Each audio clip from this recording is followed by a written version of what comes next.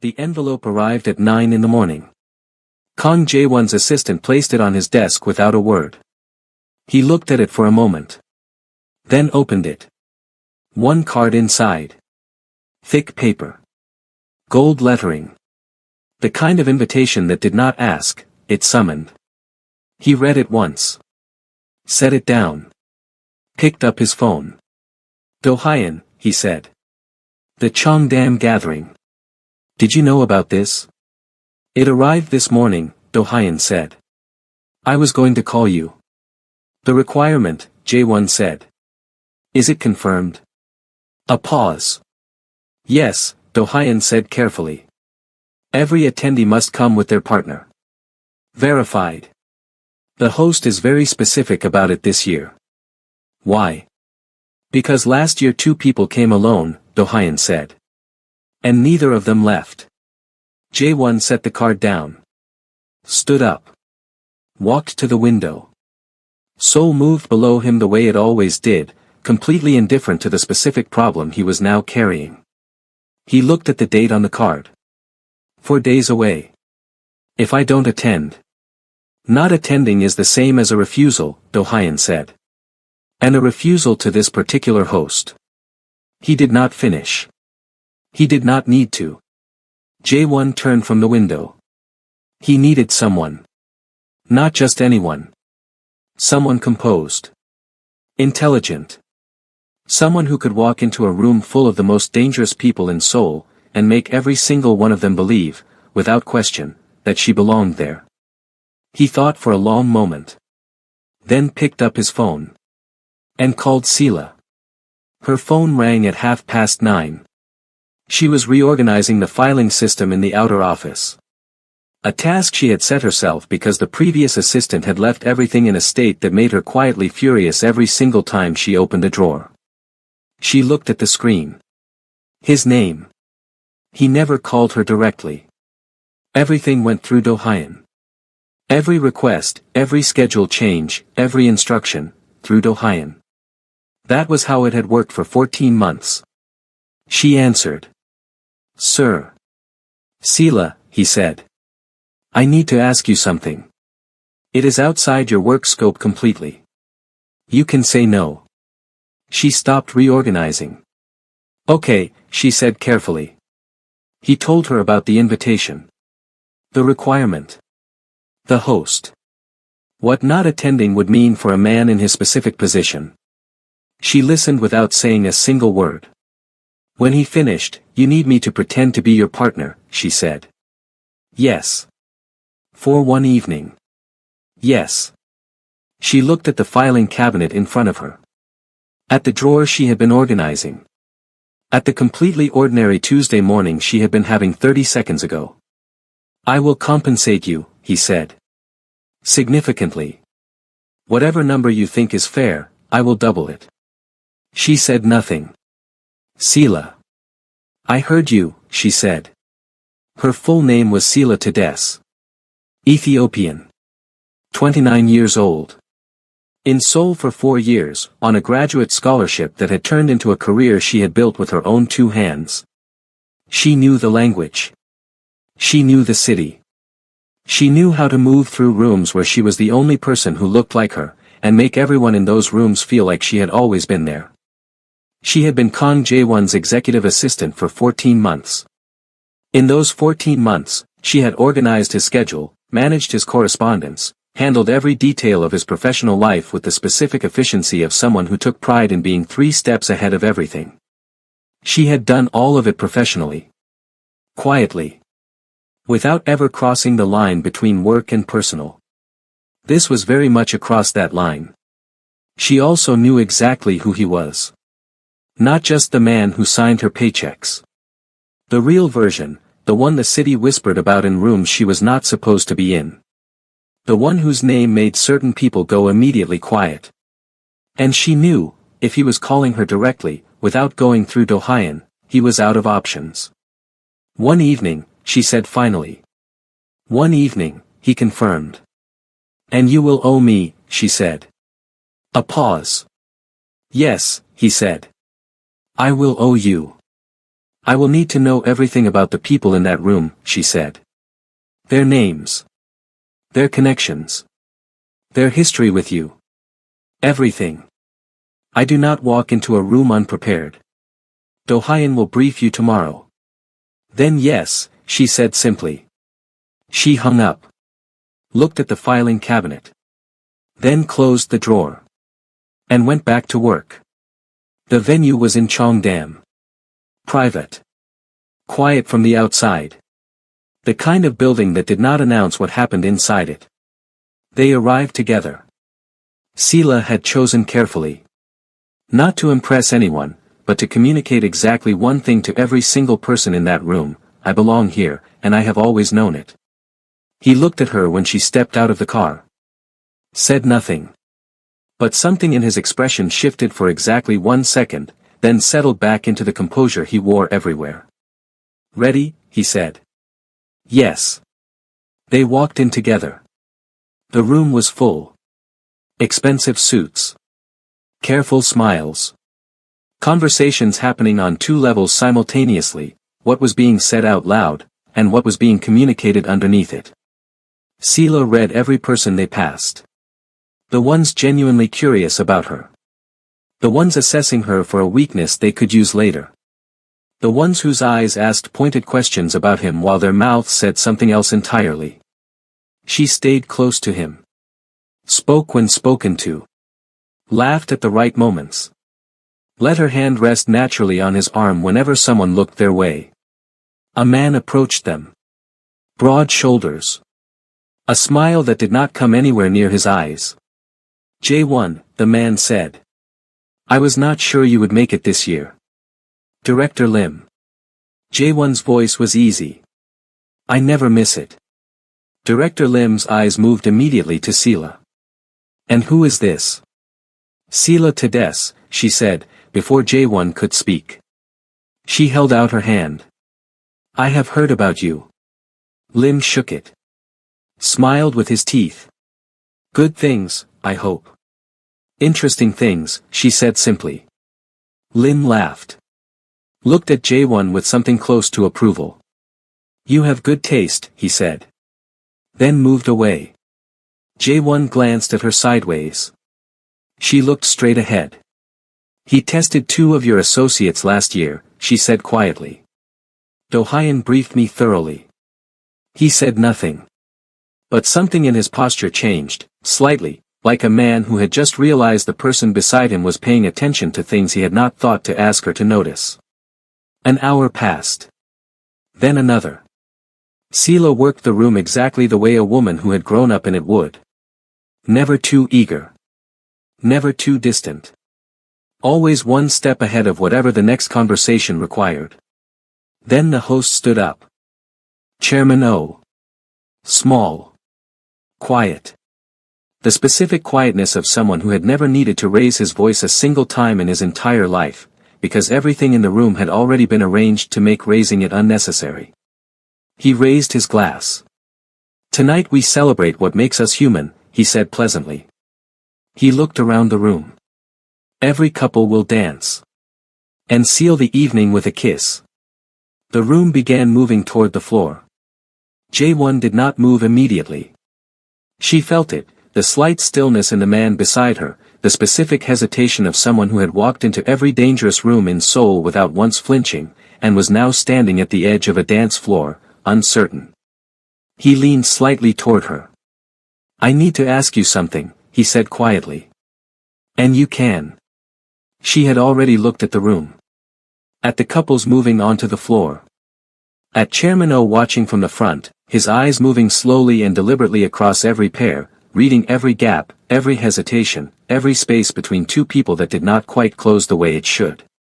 She understood immediately what a refusal would look like. What it would signal. What it would cost him. She turned to face him. Don't ask, she said simply. She put her hand on his shoulder. He looked at her for 1 moment. Then took her other hand. And they danced. She had not expected him to be good at it. He was. Completely. The kind of dancer who made whoever was with him feel like they had always known how to move this way, like the music had been written specifically for both of them and everyone else in the room was just filling space. She kept her attention on the room around them. On Chairman O in the corner whose eyes had not left them once. On maintaining the performance. On not thinking about how close they were standing. On not noticing how warm his hand was through the fabric at her waist. She focused on the room. When the music slowed, he looked at her. She looked back. Saw the same hesitation from before sitting in his eyes. The question he did not want to have to ask out loud. She gave him the smallest nod. He kissed her. Soft. Brief. The absolute minimum required. The room believed it completely. Because something in the way she had simply said don't ask, and stepped forward without being told, had felt more real than any performance either of them had planned for this evening. The car ride back was quiet. Not uncomfortable. Just, full of something neither of them was naming. At her building, he reached into his jacket. An envelope. Held it out. She looked at it. Took it. Thank you, he said. You were. Perfect, she said. Not boasting. Just a statement of fact, the way she said most things. She looked at the envelope in her hands for a moment. Good night, sir, she said. She got out. Walked inside without looking back. He sat in the car for a moment longer than he needed to. Then told the driver to go. At his desk that night he tried to work. Could not. He kept seeing her in that room. The way she had read every person without ever being obvious about it. The way she had spoken before he could to Director Lim, and said exactly the right thing in exactly the right tone. The way she had turned to face him on the dance floor, without hesitation, like a woman who had already made a decision, and was simply done reconsidering it. He picked up his phone. Put it down. Picked it up again. Do-hyun, he said when the line connected. Sir. The next gathering, Jae-won said. When is it? A pause. 6 weeks. Same requirement? Yes. Another pause, longer this time. Sir, are you thinking of? Good night, Do-hyun. He hung up. He came to her office the next morning. Not Do-hyun. Him. He stood at her door. She looked up from her desk. Sir. He came in. Sat across from her. Looked at her directly, the same way he looked at every negotiation he had walked into in his entire professional life. There are more gatherings, he said. 6 weeks. Then 2 months after that. Same requirement each time. She looked at him calmly. I want to offer you a formal contract, he said. Separate from your work here. Its own terms. Its own compensation. No, she said immediately. He looked at her. One evening was one evening, she said. I am your assistant. Not a. I know exactly what you are, he said. That is precisely why I am asking you and not someone else. She said nothing. These gatherings, he said. Every person in that room watches everything. If I arrive with someone different each time, or alone, it becomes a conversation I cannot afford. The wrong conversation with the wrong people leads somewhere very specific. She looked at him steadily. And if I say no? He held her gaze. Then I find another way, he said. But there is no other way that works as well as you did in that room. And I think you know that. She studied him. And, she said. There is something else. He looked at her for a moment. I need you to move into the house, he said. Not permanently. But people talk. They watch outside events too. If you only appear at gatherings. They will not believe it, she said. No. She leaned back slightly. You are asking me to leave my apartment. I will cover it, he said immediately. Whatever you are paying, I will maintain it while you are at the house. Your apartment stays exactly as it is. You are not giving up anything. She looked at her desk. At the filing system she had spent 3 days building into something that finally worked properly. At the professional life she had constructed carefully inside these walls. My own room, she said. Already prepared. My working hours do not change. I am still your assistant during the day. This arrangement remains completely separate from my professional role. Agreed. And I can leave, she said.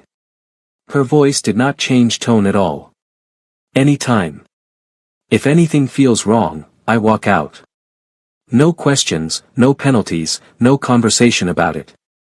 He looked at her steadily. Yes. You can always leave. She held his gaze for a long moment. Send me the contract tonight, she said. I will read it and let you know in the morning.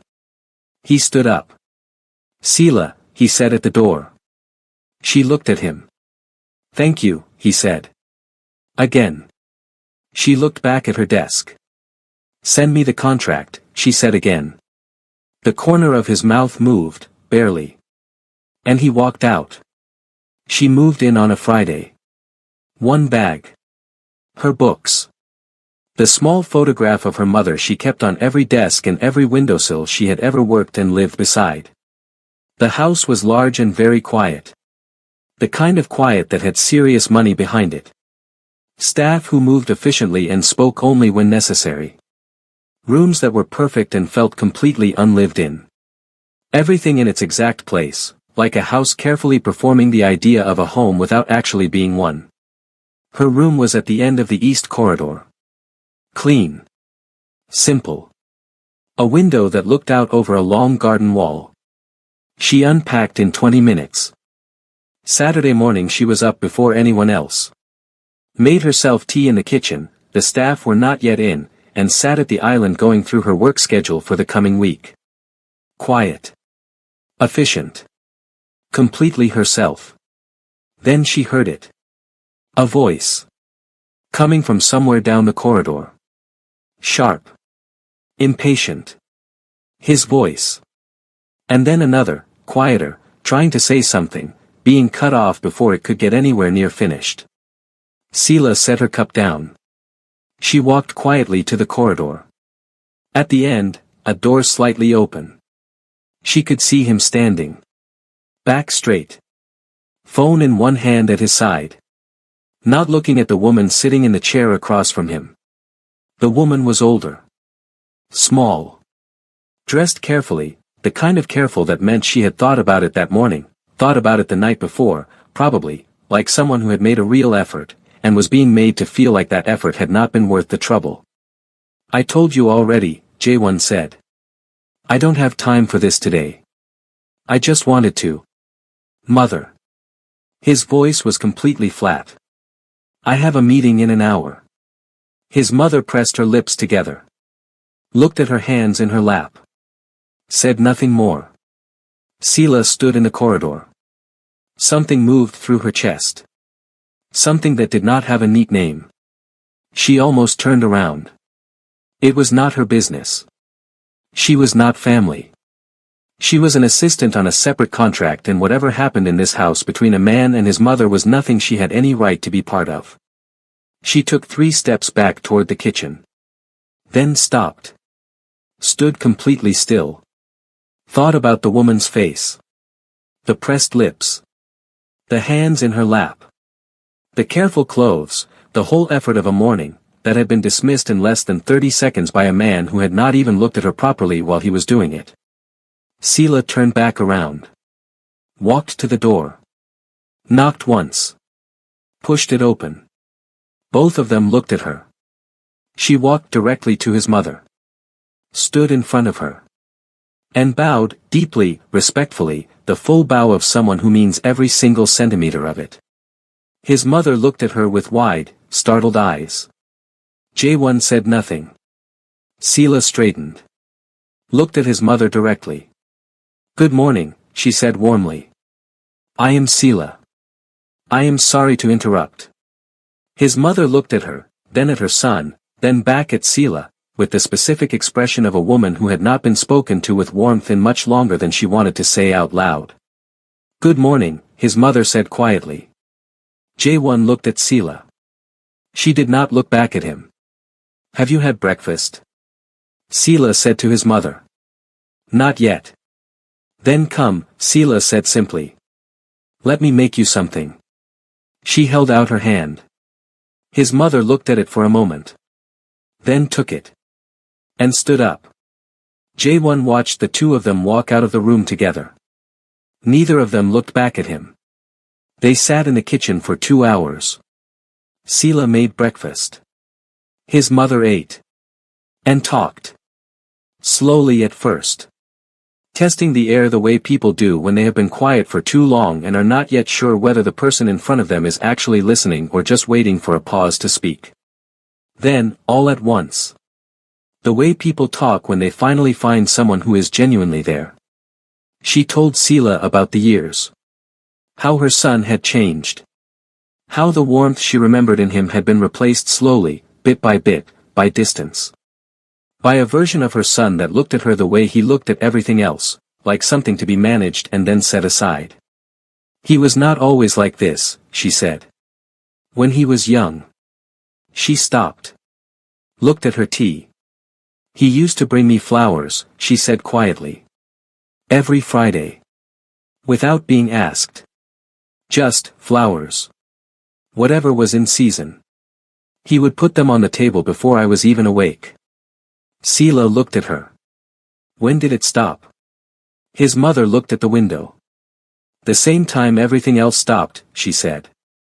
When this world, this business, these rooms, these people, became everything. When there was no more room for anything soft. She looked at Sela then. Really looked at her.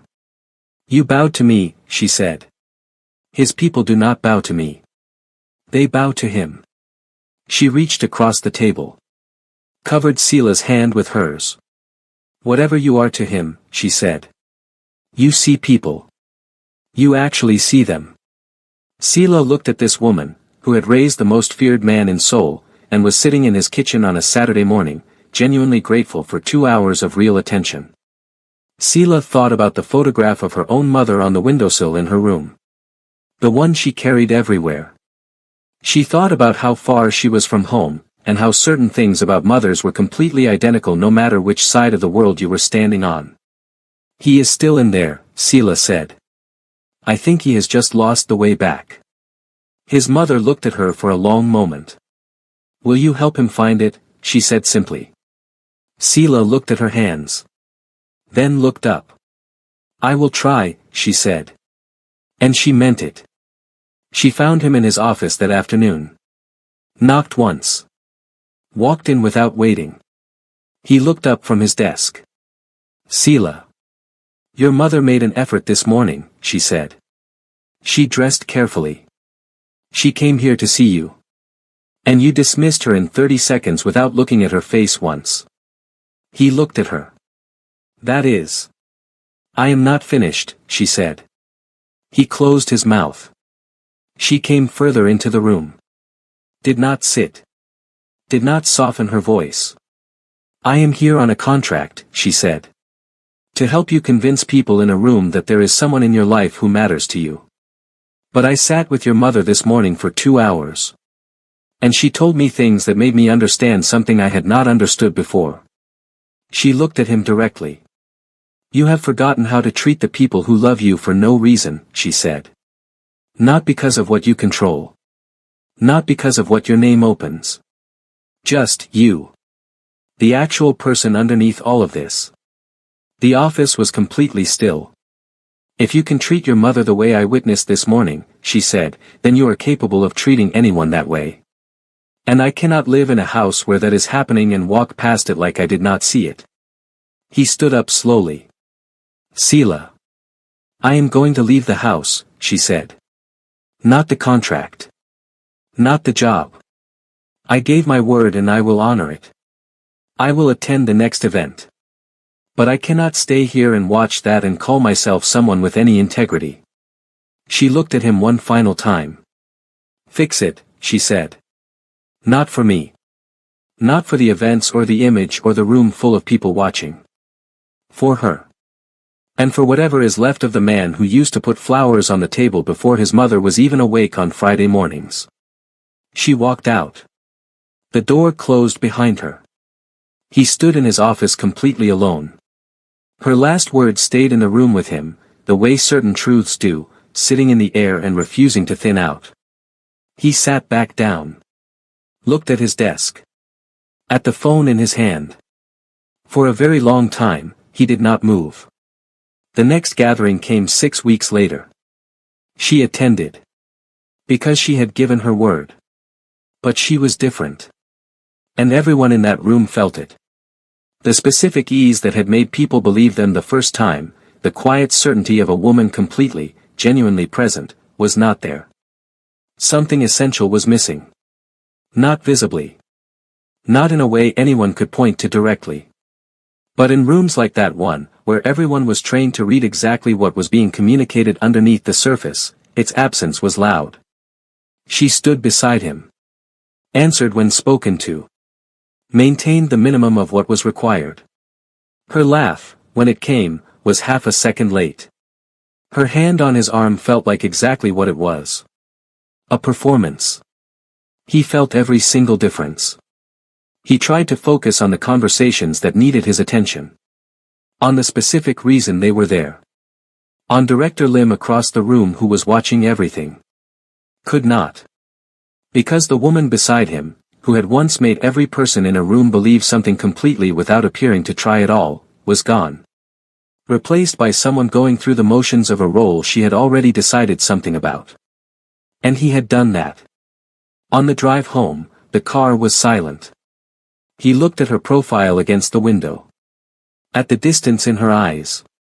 "Sila," he said. She turned. He looked at her. "I called her," he said quietly. "My mother. Last night." She said nothing. "We talked for an hour," he said. I could not remember the last time we had talked for that long. Actually talked. She looked at him. "She cried," he said. The words came out quietly. Carefully. Like something he was still learning how to hold. I did not know how long it had been. I did not realize until she was crying how much time I had let go. He stopped. Looked at his hands. "You were right," he said. "About everything." The car moved through Seoul in the dark. "I am going back to the house," Sila said. He looked at her. "Not because of the contract," she said. "Because your mother asked me to come for breakfast on Sunday morning." Something moved across his face. Something small that had no performance in it whatsoever. "Okay," he said quietly. She turned back to the window. And for the first time that entire evening, something in her expression settled into something close to peace. Sunday morning. Sila arrived at the house early. His mother was already in the kitchen. She had been waiting, and she did not pretend otherwise. She had set out 2 cups before Sila had even taken off her coat. They cooked together. Ethiopian coffee on one side of the counter. Korean breakfast on the other. The kitchen full of 2 completely different smells that somehow worked together perfectly, the way certain things do that have no business working together and do it anyway. His mother laughed at something Sila said. Genuinely. The full laugh of a woman who had momentarily forgotten every single thing she had been carrying for years. Jae-won appeared at the kitchen doorway. Neither of them heard him come. He stood there. Watching his mother laugh. Watching Sila lean in close to show her something, the way she was holding the spoon, the specific angle, their heads almost touching, his mother nodding very seriously, trying it herself, and then laughing again when she got it completely wrong. He stood in the doorway for a long time. His mother looked up. Saw him standing there. And something in her face, when she saw him watching, was not surprise. It was not even happiness exactly. It was the face of a woman who recognized something she had stopped daring to hope for. She did not say anything. She just looked at him. Then looked at Sila. Then back at him. With eyes that said everything that did not require a single word. He stepped back from the doorway. Went to his office. Sat down at his desk and stayed there for a long time. Thinking about flowers. About Friday mornings. About everything he had set down somewhere along the way, without noticing, without choosing to, just setting it down one piece at a time because the next thing always needed both hands, and had just been shown, by a woman who had known him for 14 months, that it was not too late to go back and pick it up. He found her in the garden that afternoon. She was on the bench near the far wall. Reading. Completely unbothered by the size of everything around her, the house behind her, the city beyond that, all of it, like a woman who had decided a long time ago exactly how much space she was going to occupy in the world and was entirely settled in it. He crossed the garden. Sat beside her. She looked up. Did not close her book. He looked at the garden for a moment. "I have been thinking," he said. She waited. "About what you said. About the kind of person I have become without realizing it." She said nothing. "I did not notice it happening," he said. "That is the truth. I did not see it until you walked into that room on a Saturday morning and bowed to my mother like she was the most important person in the entire house." He looked at his hands. "She is. She always was. I just stopped acting like it somewhere along the way and told myself it was because I was busy." Sela looked at the garden. "You called her," she said. "Every day this week." She looked at him. "She told me," she said simply. He looked at her. At this woman who had come into his house on a contract with clean, professional terms. Who had bowed to his mother without being asked and without wanting anything in return for doing it. Who had sat in his kitchen for 2 hours listening to a woman she had just met. Who had walked into his office and told him the truth, with the complete calm of someone who meant every word of it, and had needed nothing from him in exchange for saying it. "Sela," he said. "Yes. I want to marry you," he said. The garden went completely still. "Not because of the events," he said. "Not because of how well you handle a room or what it does for my position. Because you walked into this house and showed me something I had lost the ability to see on my own. Because you sat with my mother when no one else has in longer than I want to count. Because when you told me I was wrong, you were not angry about it. You were just, right. Completely, plainly right." He looked at her directly. "Because I have not felt like myself in years. And every single time you are in a room, I remember who that person was." Sela looked at him for a long, steady moment. Then looked back at her book. "I will keep attending the meetings," she said quietly. "If you still need me to." He looked at her. "That is not what I asked." "I know," she said. "But that is my answer for now." He sat with that. "For now," he said carefully. "For now," she said. She turned a page. Like the conversation had reached its natural conclusion. He looked at her profile. At the complete ease of a woman who knew exactly what she was worth, and was not going to be moved by anything less than something real. Not by a title. Not by the size of a house. Not by the fact that the most powerful man in that city was sitting beside her on a garden bench asking her a specific question. He stood up slowly. "I will keep calling her," he said. "Not because you are watching. Because it is right." She did not look up. "I know," she said. He walked back toward the house. At the door, he stopped. Turned once. She was still on the bench. Still reading. Completely still. Completely herself. He stood there and looked at her for a long moment. Then walked inside. Sat at his desk. Soul outside the window doing what it always did, moving, relentless, completely indifferent to whatever was happening in any given room.